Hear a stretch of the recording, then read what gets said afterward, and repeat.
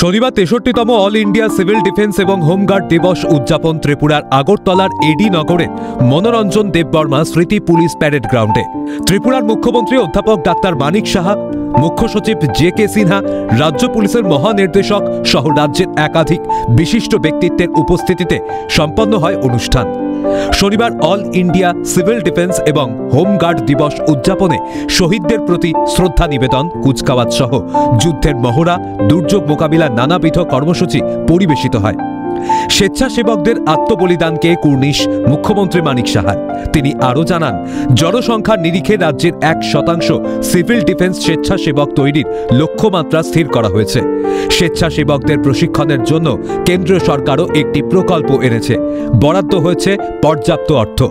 आने के बाद देखा इस बार और भी डेवलप हुआ बहुत ज़्यादा यहाँ पर जो हम लोग इमरजेंसी में जो जरूरत है उससे मैंने देखा काफ़ी हद तक इंस्ट्रूमेंटेशन बोलो, मैन पावर बोलो, हर चीज़ में मैंने देखा काफ़ी हद तक डेवलप और डेवलप होना ही। সাম্প্রতিক যুদ্ধের পরিস্থিতি নাগরিকদের রক্ষার্থে নিজের জীবন বাজি রেখেছেন যারা, বারবার তাদের প্রতি শ্রদ্ধার নিবেদন। প্রতিটা মানুষের কর্তব্য।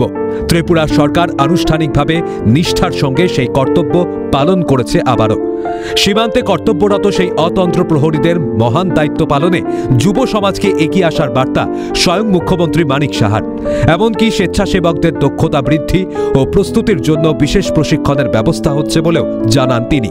বর্তমানে ত্রিপুরায় ৫,০০০ প্রশিক্ষিত সিভিল ডিফেন্স স্বেচ্ছাসেবক রয়েছে তাদের নিয়মিত প্রশিক্ষণের ব্যবস্থা। সব মিলিয়ে কেন্দ্র রাজ্য সরকারের সহায়তায় সিভিল ডিফেন্সের স্বেচ্ছাসেবকদের ত্রিপুরায় প্রশিক্ষণের ঘাটতি হবে না আগামী দিনে, তা বেশ স্পষ্ট।